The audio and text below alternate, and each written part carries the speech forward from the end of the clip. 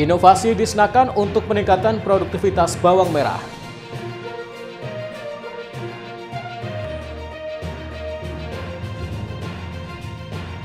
Takut dicuri, warga di Tuban berbondong-bondong evakuasi sapi ke rumah.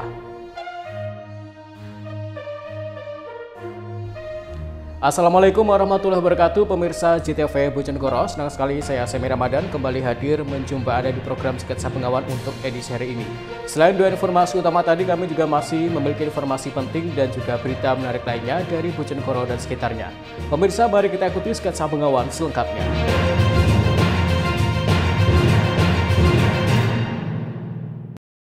Pemirsa, kita awali informasi yang pertama. Untuk meningkatkan produktivitas bawang merah, Dinas Ketahanan Pangan dan Pertanian Bojonegoro bakal melakukan inovasi tanam menggunakan metode tanam biji. Hal ini dinilai produktif lantaran dalam 1 hektar saja bisa menghasilkan panen sekitar 25 ton. Dalam menunjang produksi bawang merah di Kabupaten Bojonegoro, Dinas Ketahanan Pangan dan Pertanian setempat akan menerapkan inovasi tanam menggunakan teknik biji. Hal tersebut dinilai lebih menjanjikan dan dapat menghasilkan panen yang melimpah. Diketahui sentra bawang merah di Bojonegoro berada di wilayah Kecamatan Gondang, Sekar, Kedung Adem, Sukiwaras, dan Kepoh Baru. Dalam sekali musim tanam bawang merah, rata-rata per hektar luas tanam bawang merah dapat menghasilkan sebanyak 9 ton. Sementara harga bawang merah di tingkat petani sendiri di kisaran 19 hingga Rp25.000 per kilogram pada musim panen bulan Maret lalu. Kepala Bidang Tanaman Pangan dan Hortikultura, Imam Nur Hamid mengatakan, jika produktivitas bawang merah di Bojonegoro termasuk tertinggi 5 besar di Jawa Timur. Untuk meningkatkan produksi, pihaknya melakukan inovasi berupa budidaya bawang merah dengan biji. Menurutnya, budidaya bawang merah dengan menggunakan biji ini setelah dilakukan terapan masa tanam bersama Badan Riset Inovasi Nasional.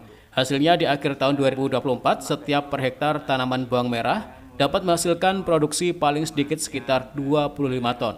Untuk meningkatkan produksi bawang merah itu Dinas Ketahanan Pangan Bojonegoro, Dinas Ketahanan Pangan Bojonegoro ini selalu membuat inovasi-inovasi untuk produksi supaya bisa mencapai peningkatan, yaitu dengan cara teknologi budidaya bawang merah dengan biji, yang mana kalau budidaya bawang merah biji itu rata-rata setelah kita laksanakan penimbangan atau pengubinan, kita laksanakan dengan pendampingan Badan Riset Inovasi Nasional atau BRIN, itu di akhir tahun 2024 kemarin dengan budidaya pakai biji atau dengan seedling itu rata-rata produksinya kemarin minimal itu sekitar 25 ton per hektar. Data dari Dinas Ketahanan Pangan dan Pertanian Bojonegoro, dalam 1 tahun luasan lahan bawang merah di wilayah setempat seluas 35.000 hektar. Sedangkan pada masa tanam bulan Maret ini ada seluas 1.453 hektar. Dan bisa menghasilkan produksi 145.940 kuintal bawang merah. Edo Jody Aldian, JTV Bojonegoro. Sementara itu, warga di Kabupaten Tuban diresahkan dengan maraknya kasus pencurian sapi di wilayah setempat. Khawatir menjadi korban, sejumlah warga berbondong-bondong mengevakuasi sapi dari kandang untuk dibawa pulang ke rumah. Warga di Desa Telogowaru, Kecamatan Merak-Urak, Kabupaten Tuban diresahkan dengan maraknya aksi pencurian sapi di kawasan setempat. Khawatir sapinya dicuri, puluhan warga mengevakuasi sapinya dari kandang yang jauh dari pemukiman ke rumah mereka. Hal ini salah satunya seperti yang dilakukan Sutang, 55 tahun, warga desa setempat pada Minggu malam. Agar tidak dicuri oleh maling, Sutang mengambil sapinya yang berada di ladang dan kemudian menitipkannya di kandang milik kerabat yang berada di dekat rumah. Hal serupa juga dilakukan beberapa warga lainnya. Mereka memindahkan sapi miliknya yang sebelumnya berada di kandang yang ada di Tegalan ke rumah masing-masing agar lebih aman. Pak, bisa jelaskan ini kenapa Pak warga di sini kok sapinya dibawa pulang semua yang di sawah? Ya, berawal dari hilangnya 2 sapi milik Pakih warga Telogowaru itu. Jadi ya kekhawatiran warga karena kebanyakan sapi warga desa Telogowaru ini kan kandangnya itu dari dekat rumah, jadi ditaruh di ladang yang kisaran jarak 1 atau 2 kilo dari pemukiman warga. Jadi sudah dari nenek moyang itu memang kandang sapi warga desa Telogowaru itu nggak ditaruh di dekat-dekat rumah. Akhirnya ini dibawa pulang semua karena khawatir ya Pak ya? Iya, kebanyakan dibawa pulang semua ya, khawatir karena ya selain jauh dari tempat tinggal ya memang dari berkembangnya zaman ya akses mobil itu bisa keluar masuk area ladang, tapi itu kan membawa dampak positif dan negatif. Untuk dampak positifnya kan bila panen kan mudah untuk pengangkutan hasil panen, tapi kan ya kendalanya di malam kalau musim pencurian ini kan mereka bisa. Pak, ini berarti dititipkan dulu Pak ya sapinya? Iya, sementara dititipkan ke family yang punya lahan luas dan punya kandang. Kalau yang belum tidak punya lahan luas ya masih ditaruh di tegalan dengan dijaga. Kekhawatiran warga ini berawal dari hilangnya 2 sapi milik Mukhtar, 55 tahun, warga desa setempat. 2 sapi milik Mukhtar yang sebelumnya ditaruh di kandang dekat ladang tersebut hilang dicuri oleh maling. Pak, niku kejadian sapinya hilang itu kapan Pak? Ahad malam Senin. Malam Senin. Itu tahunya gimana Pak awalnya? Tahunya ya tahu-tahu nggak ada roh kandang. Tahu-tahu nggak ada di kandang ya Pak? Itu pas pagi itu? Pas pagi kira-kira jam 5:30. 5:30 Pagi. Itu yang hilang sapi berapa Pak? Tapi 2. 2. Laki-laki semua tuh? Laki perempuan. Oh. Berarti itu sekarang habis Pak sapinya nggak? Habis. Tinggal 2 itu kok. Selain mengevakuasi hewan ternaknya ke rumah, kini warga juga kerap melakukan ronda secara bergantian. Warga berharap agar pihak kepolisian bisa segera menangkap pencuri tersebut, sehingga tak ada lagi sapi warga lain yang hilang. Siki Muhammad, Husni Mubarak, CTV, Tuban.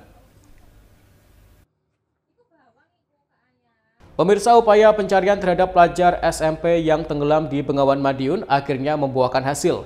Jenazah korban tenggelam ditemukan berjarak 50 km dari titik awal tenggelam. Pencarian terhadap Rangga Dwi Saputra, 14 tahun, pelajar SMP yang dilaporkan tenggelam di aliran sungai Bengawan Madiun akhirnya membuahkan hasil. Jasad korban akhirnya ditemukan di sekitar Pedungan Karangnongko, Kabupaten Bojonegoro pada Senin sore. Oleh tim gabungan, jenazah korban selanjutnya dievakuasi. Petugas sempat mengalami kesulitan saat melakukan evakuasi karena kondisi tepi Bengawan yang curam. Komandan Basarnas Unit Siaga SAR Bojonegoro, Novik Heriadi menjelaskan, petugas mendapatkan informasi dari warga, selanjutnya tim yang menyisir Bengawan melanjutkan pencarian hingga wilayah Bojonegoro. Dibenarkan jika jenazah tersebut adalah Rangga Dwi Saputra, pelajar SMP asal Ngawi yang dilaporkan tenggelam.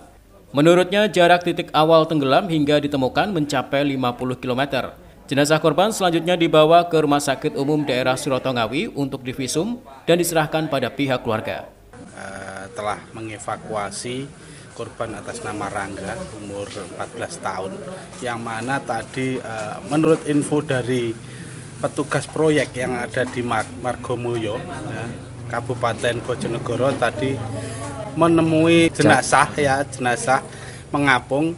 Nah, setelah itu dilaporkan ke tim SAR gabungan. Setelah itu baru tim SAR gabungan mengevakuasi korban seperti itu. Saat ditemukan posisinya gimana Pak? Posisinya korban ini mengambang untuk pada saat evakuasi kami mengalami agak kesulitan karena di situ posisinya curam. Untuk lokasi terakhir dia di pusaran di bendungan sekitar mana itu? Karangnongko. Jarak dari titik awal ditemukan Pak? Untuk jarak dari lokasi kejadian kurang lebih sekitar 50 km. Dipastikan korban yang meninggal ini ya? Baik, tadi setelah dari pihak keluarga, setelah dievakuasi, pihak keluarga mendatangi lokasi, bahwasanya memastikan keluarga itu memastikan bahwa itu adalah keluarganya karena memakai celana pendek seperti itu. Isak tangis keluarga pecah saat jenazah pelajar SMP itu tiba di rumah duka.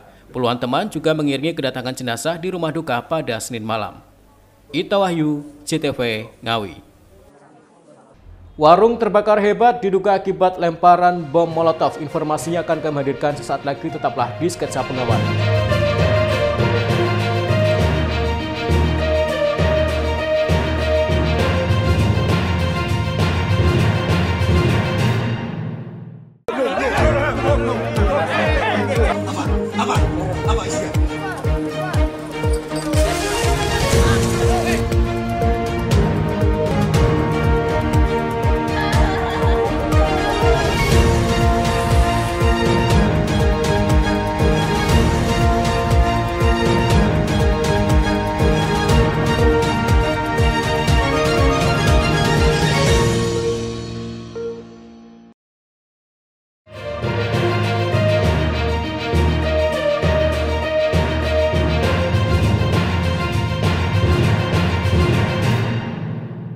Pemirsa, terima kasih Anda masih di Sketsa Bengawan. Sebuah warung soto ayam di Kabupaten Jombang terbakar hebat pada Senin pagi. Kebakaran ini diduga akibat aksi orang tidak dikenal yang sengaja melempar bom Molotov ke warung tersebut. Akibat kebakaran ini, kerugian ditaksir mencapai ratusan juta rupiah. Kebakaran hebat terjadi di Desa Bandung, Kecamatan Diwek, Kabupaten Jombang pada Senin pagi. Api berkobar hebat membakar bangunan semi permanen serta barang-barang yang ada di dalamnya. Mobil damkar dari BPBD Jombang yang tiba di lokasi kejadian langsung menyemprotkan air. Saat tiba di lokasi, api telah membesar dan membakar seluruh bagian warung. Api berhasil dipadamkan oleh petugas damkar beberapa jam kemudian, namun seluruh bangunan dan isinya telah ludes menjadi arang. Kebakaran ini diketahui melanda warung soto ayam milik Sulistiawati, 33 tahun, warga Desa Bandung. Kobaran api kemudian merambat ke toko kelontong di sebelahnya yang menjual sembako dan perabotan berbahan bambu. Kedua tempat usaha ini ludes menjadi arang. Tidak ada korban jiwa dalam kebakaran tersebut sebab pemilik warung dan pemilik toko kelontong tidur di rumah masing-masing. Pemilik warung soto baru mengetahui warungnya terbakar setelah ditelepon oleh tetangganya. Sudah dipadamkan. Ibu Esin tadi tahu soal rumahnya sebelah. Apa yang terbakar? Apa aja yang terbakar? Di tempat ini terus Jalan. perabot di dalam kebakar semua, kursi kebakar semua. Ditemukan apa? Ditemukan apa aja di lokasi? Ini cuma nih wau, botol, kain, terus bau minyak tanah. Setelah olah TKP pertama, petugas identifikasi dari Satreskrim Polres Jombang melakukan olah TKP lanjutan pada Senin sore. Sebab saat olah TKP pertama, polisi menemukan bom Molotov di dekat gerobak soto ayam. Bom Molotov tersebut berupa botol bekas minuman yang terdapat sumbu dan berisi minyak tanah. Meski belum menyimpulkan, namun polisi menduga ada OTK yang sengaja membakar warung soto. Saat olah TKP pertama itu ditemukan beberapa botol minuman yang ada sumbu dan tercium bau minyak tanah. Artinya bom Molotov. Seperti bom Molotov.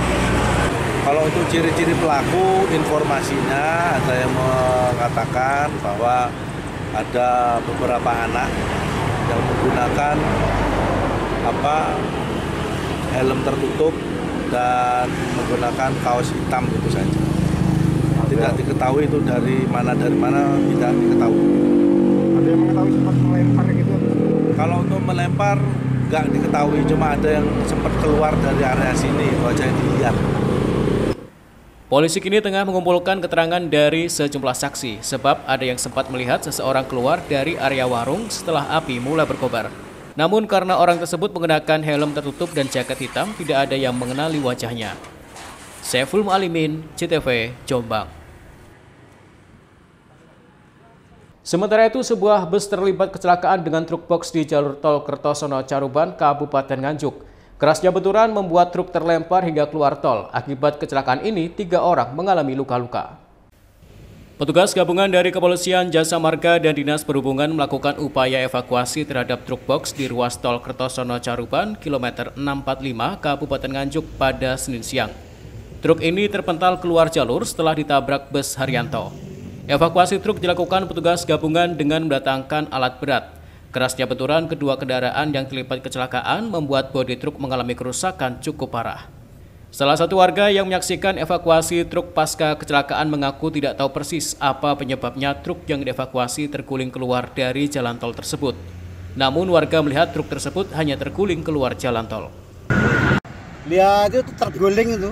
Di tol apa di mana? Di tol itu Gadung. Di tol Gadung.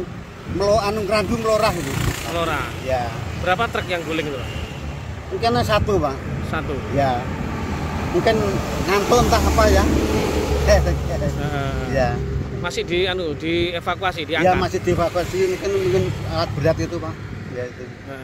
Kelihatan ada korban enggak di situ, Pak? Ya, mungkin ya sopir lah, mungkin tapi kan nggak kelihatan di sini. Jauh dari jangkauan ini. Mau situ jangkauannya kan belok. Menurut laporan dari kepolisian, peristiwa berawal saat bus Haryanto dengan nopol K7853OB yang dikemudikan oleh Budiono melaju dari barat ke timur. Sesampainya di lokasi kejadian, diduga sopir bus mengantuk sehingga laju kendaraan kehilangan kendali dan menabrak bagian belakang truk box dengan nopol S8708SD yang dikemudikan Nanang Vidayat yang berada di lajur lambat. Benturan keras membuat truk box terguling keluar dari jalan tol. Akibatnya, kedua kendaraan mengalami kerusakan berat dan 3 orang penumpang bus dikabarkan mengalami luka-luka.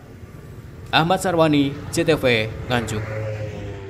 Pemirsa, petugas gabungan menggelar razia sejumlah warung yang diduga menjual minuman keras tanpa izin edar di wilayah Kabupaten Tuban.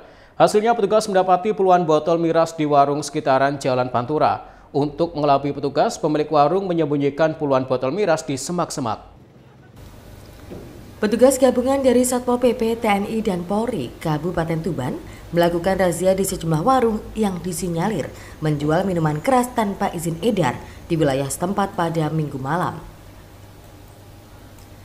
Di sasaran pertama, petugas mendapati 1 botol arak di warung Basecamp 360 milik ST 50 tahun di Kelurahan Karang, Kecamatan Semanding, Kabupaten Tuban.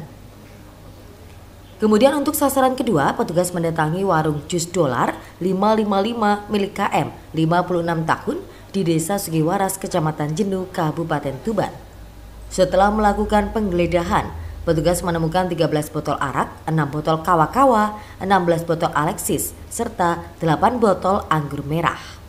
Barang haram tersebut sengaja disembunyikan pemiliknya di balik semak-semak di belakang warung untuk mengelabui petugas yang menggelar razia.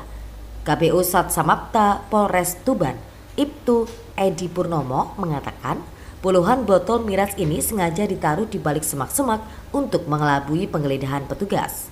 Namun sayangnya aksi tersebut sebelumnya sudah tercium oleh petugas razia. Selanjutnya, bersama barang bukti puluhan botol miras, kartu identitas pemilik warung disita oleh petugas kepolisian.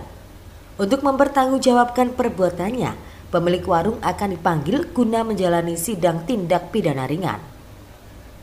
Selamat malam, kami KPU Samapta Polres Tuban selaku Padal Operasi Penertiban Ketentraman dan Ketertiban Umum untuk menciptakan situasi yang kondusif, menciptakan harkat Tipmas, mendapatkan menertibkan parkir putaran alun-alun dan pedagang kaki lima dan parkir di sepanjang Taman Abdi Raya, dan akhirnya kita patroli ke Perbon mendapatkan minuman 13 minuman arak, botol arak, 16 Alinsa, Alexis, 6 kawa-kawa, 8 anggur merah, supaya kita menciptakan situasi yang aman kondusif. Setelah ini kami istirahat untuk tindak lanjutnya kami melaksanakan sidang tipiring di pengadilan pada tanggal berapa, Mas? Menyesuaikan pengadilan, nanti kita kirim ke pengadilan untuk melaksanakan sidang tipiring. Dan kira-kira ini sudah beroperasi kapan dan untuk warung arak tadi? Siap sekitar 1 tahun sudah beroperasi, kita tangkap kembali, tidak ada jerahnya, nanti kita kasih efek jerah. Apakah diperberat nanti untuk kalau sudah berulang kali biasanya diperberat. Razia sekaligus patroli gabungan ini akan terus dilakukan guna menegakkan peraturan daerah Perda tentang ketertiban umum dan ketentraman masyarakat. Siki Muhammad, Husni Mubarak, JTV, Tuban. Ibu Alberto bersama Wakil Bupati Nobar Timnas U17 di Pendopo. Informasinya akan kami hadirkan sesaat lagi, tetaplah di Sketsa Pengawan.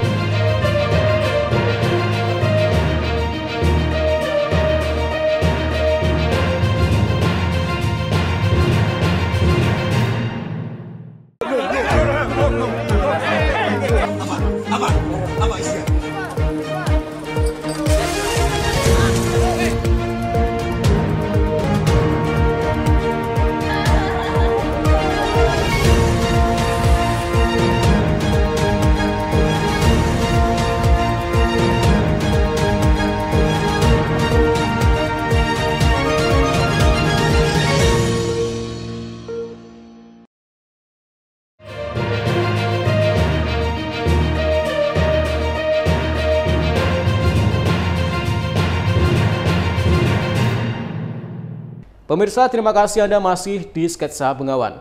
Ibunda Alberto Hengga bersama Wakil Bupati Bojonegoro nonton bareng Timnas U17 di Pendopo Malwapati Pemkab Bojonegoro. Meski kalah atas Korea Utara, Wabu Bojonegoro mengapresiasi perjuangan para pemain Timnas U17. Ibunda Fadli Alberto diajak nonton bareng Tim Nasional U17 bersama Wakil Bupati Bojonegoro Nurul Azizah di Pendopo Malwapati Pemkab Bojonegoro pada Senin malam. Sebelum pertandingan dimulai, masyarakat mulai berdatangan di Pendopo untuk turut serta nonton bareng Timnas U17. Bahkan suasana gemuruh dan sorakan dukungan menggema sepanjang pertandingan untuk mendukung pemain Timnas. Tak mau kalah, Ibunda Fadli Alberto yang duduk di samping Wakil Bupati Bojonegoro Nurul Azizah terus memanjatkan doa dan tak henti-hentinya memberikan dukungannya untuk Fadli Alberto. Namun sayang di pertandingan tersebut Timnas Indonesia U17 harus mengakui keunggulan tim Korea Utara U17 dengan skor telak 6 gol tanpa balas. Gol pemain Korea Utara masing-masing dicetak oleh Choi Song-hun di menit ke-7 dan Kim Yoo-jin di menit ke-17 di babak pertama. Kemudian 4 gol di babak kedua dicetak oleh pemain Korea Utara, yakni Ri Kyung-bong di menit ke-48.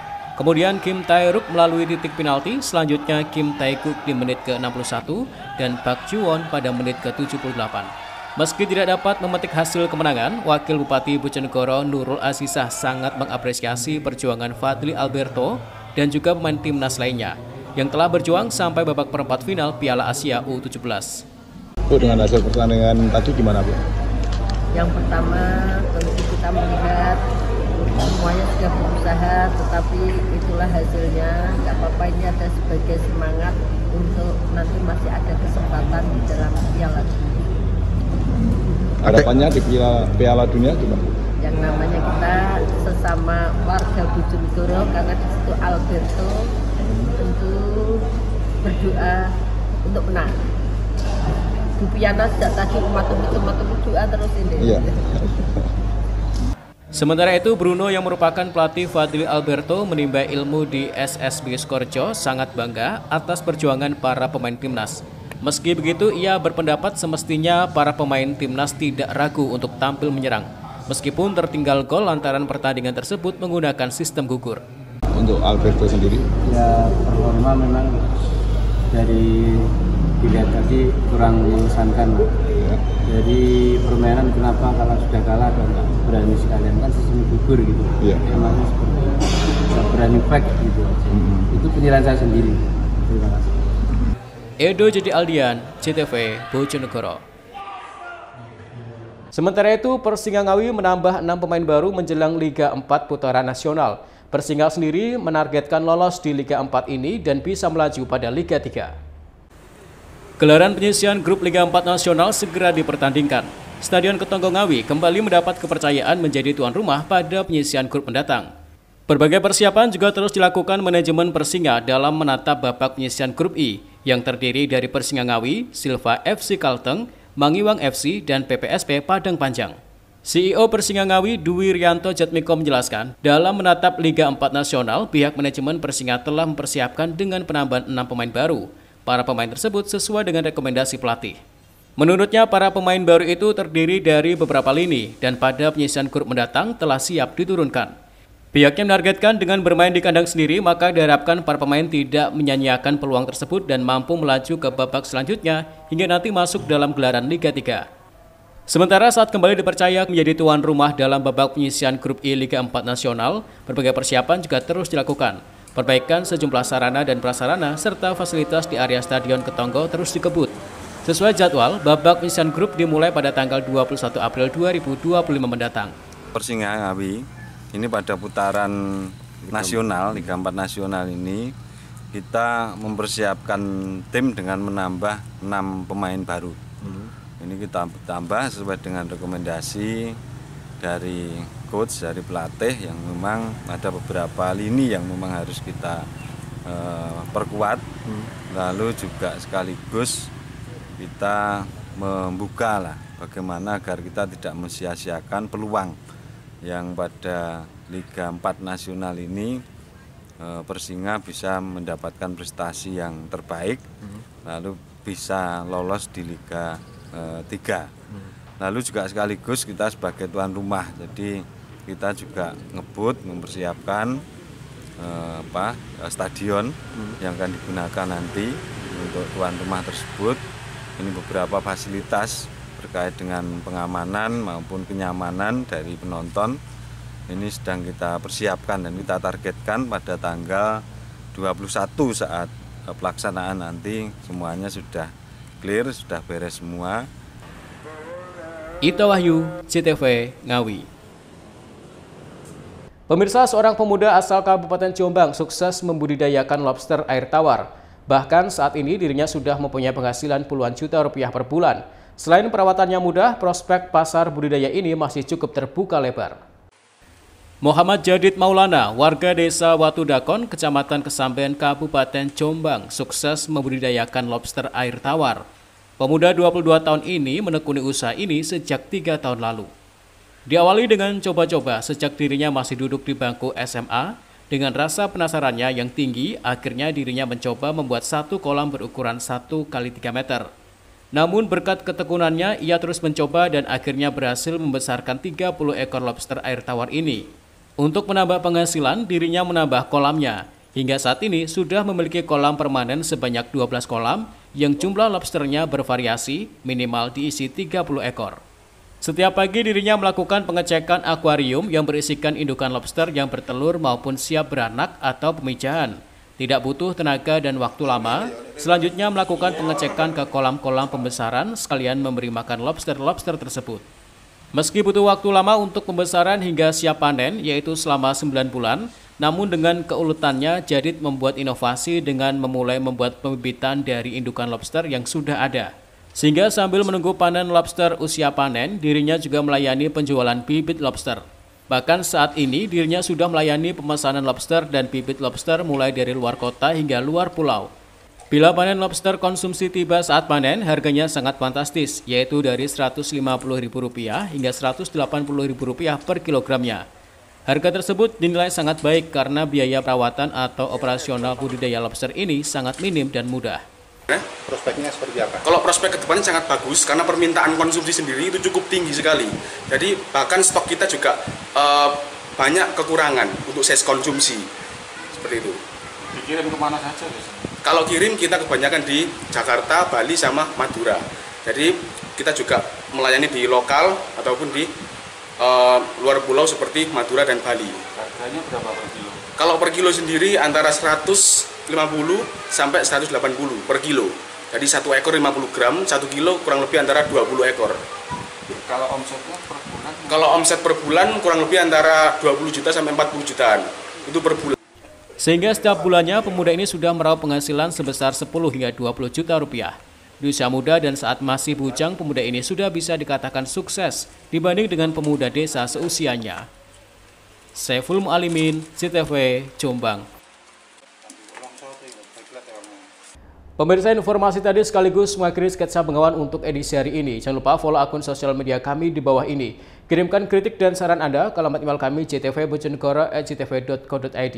Terima kasih atas kebersamaan Anda. Saya Semi Ramadan bersama kerabat kerja yang bertugas pamit dari hadapan Anda. Wassalamualaikum warahmatullahi wabarakatuh. Salam CTV Bojonegoro.